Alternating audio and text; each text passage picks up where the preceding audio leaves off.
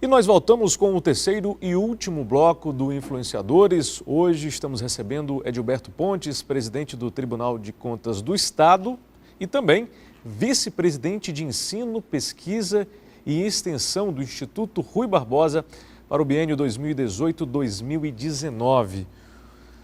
Presidente, explica para quem está em casa o que é exatamente o Instituto Rui Barbosa. O Instituto Rui Barbosa, ele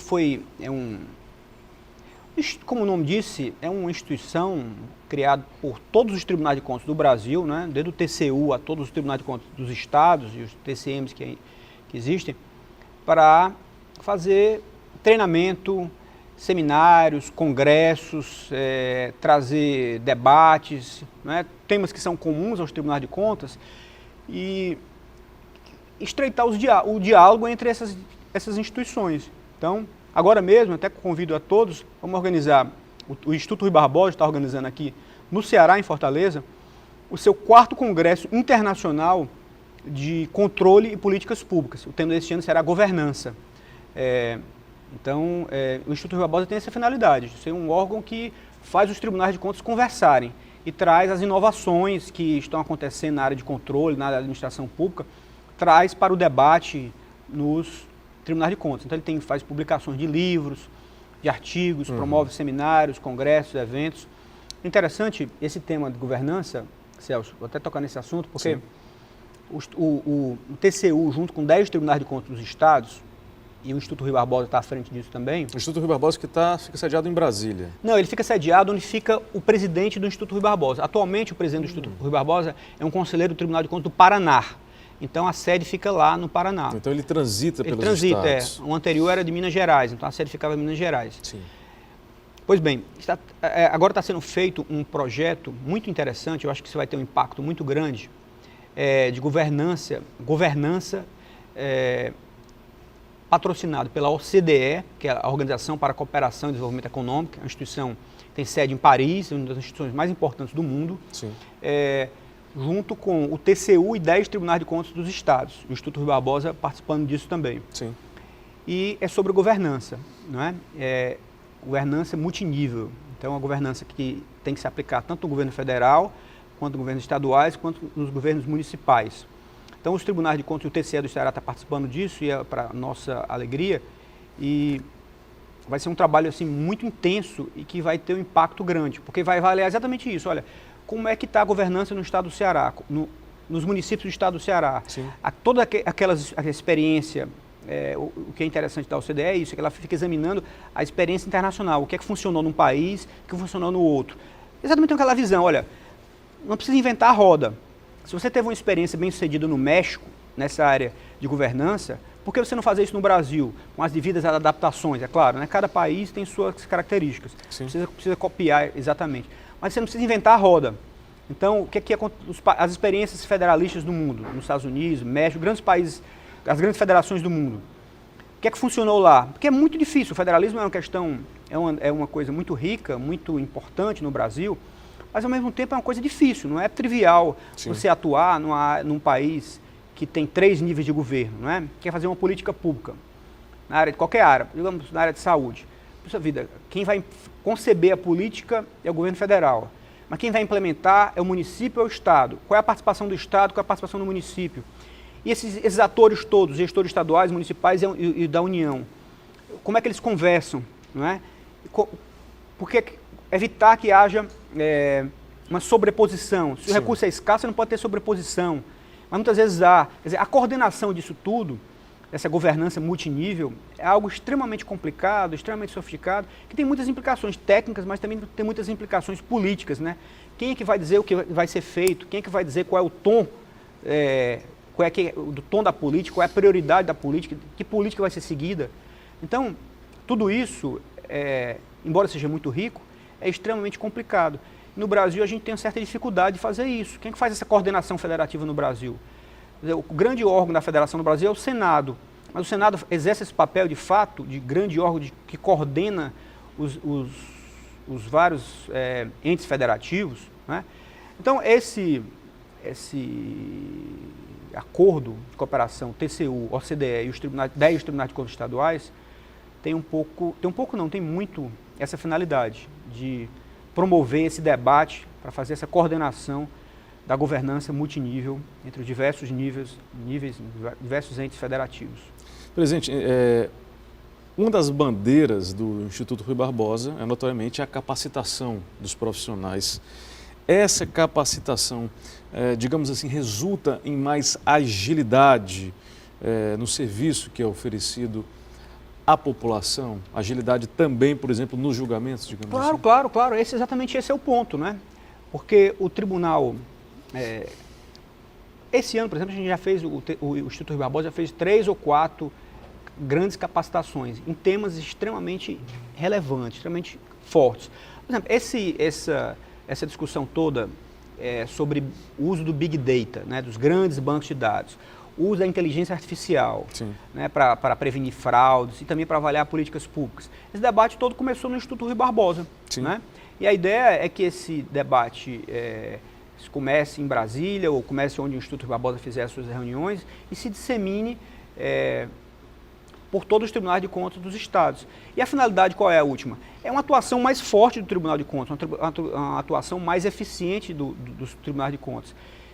Mas como meio, porque no fim o que se quer, de fato, todos nós queremos, é que o cidadão seja mais bem atendido, né? O tribunal existe para isso, ele não existe por ele mesmo, existe para que as políticas públicas sejam as melhores possíveis. Então, sem dúvida, esse é o objetivo final de cada capacitação, é que os tribunais possam atuar mais e melhor. De maneira mais moderna, inclusive. Exatamente isso, porque essa é a grande questão, Celso, é a questão da produtividade. Sim. Né? Como você fazer, é um debate já muito antigo, mas que continua sempre presente, extremamente relevante. Como fazer mais com menos, né? Como é que você consegue, nessa área de controle, por exemplo, agora que a gente está entrando muito pesadamente no Tribunal de Contas do Estado, nessa área de inteligência artificial, na área de usar o Big Data, agora mesmo o sistema de processamento de dados, de prestação de contas, nosso está sofrendo uma grande modificação. Estamos implementando este ano o sistema Ágora. Todos os gestores estaduais estão prestando contas este ano por esse sistema novo que foi desenvolvido agora, este ano. É o sistema Ágora. Só para estaduais. No futuro a gente quer expandir isso para os municípios também. Mas com o sistema Ágora, Celso, boa parte das tarefas que eram feitas individualmente por cada técnico do tribunal, cada auditor do tribunal, elas passaram a ser automatizadas. Então, mesmo no processo eletrônico, você ficava olhando o PDF, ficava ali 2 telas, olhando tela por tela. Agora, o sistema, ele sozinho cruza uma série de informações, ele vai cruzar e vai tirar uma série de conclusões. Conclusões não é mais o auditor que vai fazer, é a própria máquina que vai fazer essas conclusões. Então, vai liberar uma grande quantidade de mão de obra que antes ficava fazendo aquelas atividades que poderiam ser feitas por máquinas, são repetitivas, podem ser padronizadas, vão ser feitas por máquinas. E qual é a boa notícia disso? É que agora, a gente sempre diz lá, olha gente, os operários, a messe é grande, os operários são poucos. Ou seja, nós temos aqui no Tribunal de Contas do Estado, hoje com os municípios, 200 e poucos, menos de 250 auditores. São 184 municípios, 184 câmaras de vereadores, né? Várias secretarias municipais.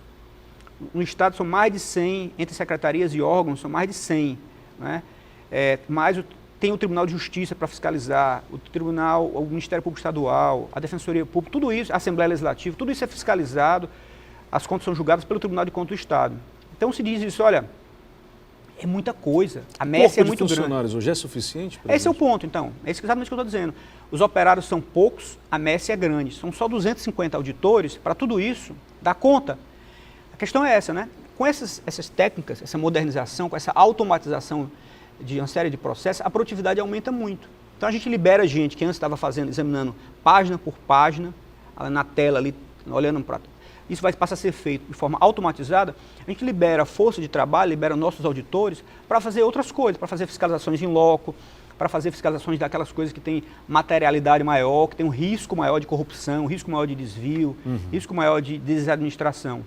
Então, essa modernização toda, Celso, é para isso. Esse é o intuito. É que a gente tenha uma produtividade maior. O que é produtividade maior? É produzir mais, conseguir fazer mais coisas com as mesmas pessoas. Não é? E para isso é fundamental muita tecnologia da informação, mudar os procedimentos, mudar a forma de trabalhar, a forma de fazer o trabalho. O Instituto Rui Barbosa nos ajuda muito nisso, né? Mas esse curso que estamos fazendo agora, o Auditor do século XXI, as fronteiras do conhecimento, exatamente para isso também. Olha, a nossa força de trabalho precisa aprender a usar essas técnicas. Porque não é trivial, Celso, por isso eu digo sempre, olha, fácil de falar, difícil de fazer. Porque as pessoas pensam assim, essa plataforma que a gente comprou lá, por exemplo, que faz o cruzamento de banco de dados, trabalha com Big Data, não é trivial. Não é só chegar, ligar lá o computador e você vai saber fazer, não. Ele precisa de um aprendizado, às vezes 6 meses, 1 ano para você aprender a ferramenta. Então a gente precisa disseminar. Hoje tem um grupo pequeno de pessoas que entende muito bem disso, que sabe usar isso, né? Isso que é a fronteira do conhecimento. Mas qual é a nossa ideia? Você vai se disseminando. Esse curso agora são 40 servidores do tribunal, 40 auditores do tribunal vão fazer, para que todos esses 40 aprendam a usar essas ferramentas novas. O uso do Big Data, saber o que é inteligência artificial, como é que pode ser usado isso no Tribunal de Contas, para combater fraude, para avaliar a política pública, que também é uma tarefa nossa. Então, são esses desafios aí desse mundo que não é fácil, como eu digo sempre, é fácil falar, difícil fazer, mas não tem como fugir disso. Se você fugir disso, você caminha para a irrelevância. A instituição caminha para a irrelevância. Ela vai tratar, o mundo está tratando de uma coisa, a velocidade da administração pública, a velocidade do mundo é uma, e o Tribunal de Contas está em descompasso com isso. Quem está em descompasso com a realidade, tende para quê? Para a irrelevância. E tudo que o Tribunal de Contas não quer é ser irrelevante. O que ele quer é ser relevante. Ele quer ser uma instituição que importa, não é? Uma instituição que faz diferença, no sentido de que ele consegue contribuir para uma administração pública melhor, consegue contribuir para que não haja desvios, para que não haja irregularidade, para que não haja desadministração. Ou seja, para fazer isso, se faz de forma amadora. Tem que se fazer com o que há de mais moderno, em termos de técnicas, em termos de profissionais qualificados, profissionais antenados, com o que há de mais atualizado no mundo. E é o Tribunal de Contas do Estado, que também vai realizar nesse mês de junho, em Fortaleza, um evento bem importante. Que evento é esse, presidente? Esse de junho, junto com o Sistema Verdes Mares, está falando? Que é o Seminário Prefeito Ceará. Isso, exatamente. É um evento que a gente faz com o Sistema Verdes Mares, de comunicação, né? Com a própria APRES também contribui e outras instituições, que é um evento que, esse ano, o tema é governança e transparência da administração pública. É um evento que o tribunal procura se aproximar das administrações municipais, uma série de palestras são feitas, diálogos são promovidos, mostrando a sua forma de atuação, a forma de trabalho, a forma de o tribunal se apresentar e, ao mesmo tempo, mostrar palestras educativas, palestras que debatem temas candentes, temas que estão na ordem do dia das prefeituras municipais. Presidente, o mandato do senhor à frente da presidência do TCE vai até 2019, né? E para todo mundo que senta nessa cadeira, a gente sempre pergunta aqui, quem influencia Edilberto Carlos Pontes Lima? Quem influencia? Essa é uma pergunta interessante. Eu acho que sou influenciado, acho que a gente é influenciado por tanta gente, por tantas coisas, né? Por livros, o tempo inteiro eu gosto muito de ler, estou sempre com o meu Kindle, estou sempre influenciado por muita gente, não tenho talvez uma pessoa específica. Desde meu pai, com quem eu converso muito, e ele sempre me influencia muito, até a minha mãe, a minha mulher, os meus colegas conselheiros do Tribunal de Contas, estão sempre, todo mundo tem uma ideia, tem uma visão de mundo diferente. E muitos livros também, eu gosto muito de ler, como disse antes, e sempre, acho que talvez os meus maiores influenciadores assim, são os livros.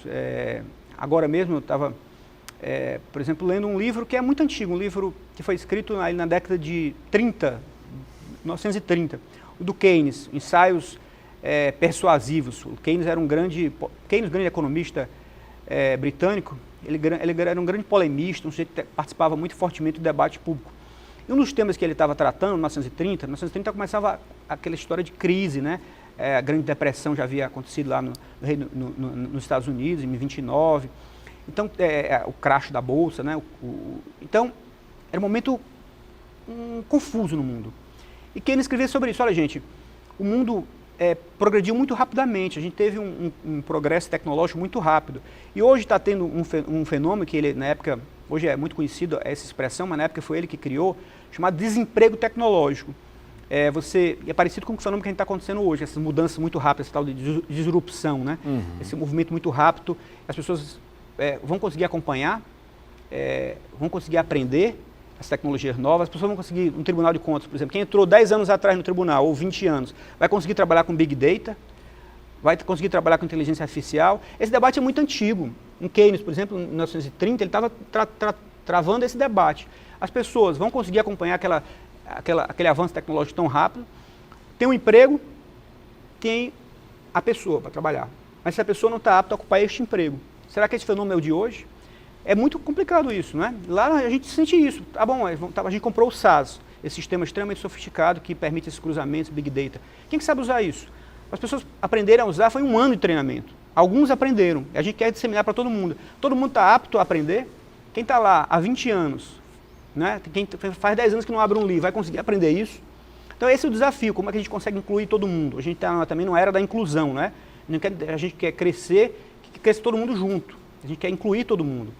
Então como é que a gente não deixa essas pessoas para trás, as pessoas que já estão mais velhas, quer dizer, as pessoas vão conseguir aprender, vão conseguir... Então, esse era o debate do Keynes, então é um dos que me influencia muito hoje, porque ele estava discutindo sobre isso. Como é que a gente inclui todo mundo, como é que a gente faz trazer essas pessoas para essa novidade, né? Para essa era da tecnologia da informação, do Big Data, da inteligência artificial. É isso. E a gente agradece pela presença do senhor hoje aqui no Influenciadores. Muito obrigado, foi um prazer conversar com você. E aqui no Tribunal de Contas estamos sempre à disposição.